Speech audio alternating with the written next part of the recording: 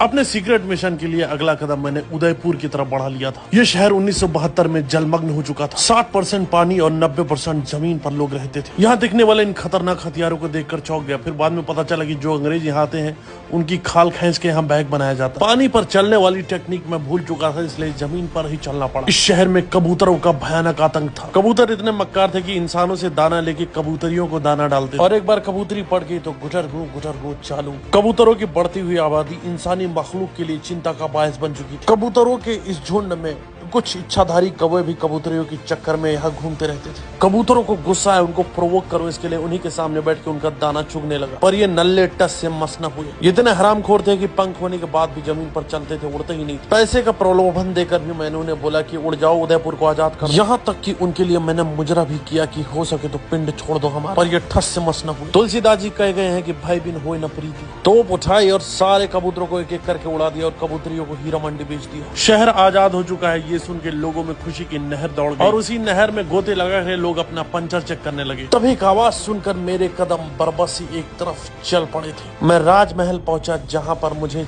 एक आवाज गूंज रही थी, बदबदी बदबदी आए हाय ओए होए। ये आवाज इतनी कर्कश थी कि ऐसा लगा कानों में जैसे किसी ने हक दिया। मैंने देर नहीं की और पैर पर सर रखकर भाग गया। जिंदगी में लोग मेहनत तो बहुत करते हैं, पर सफल सिर्फ मटर ही हो पाई।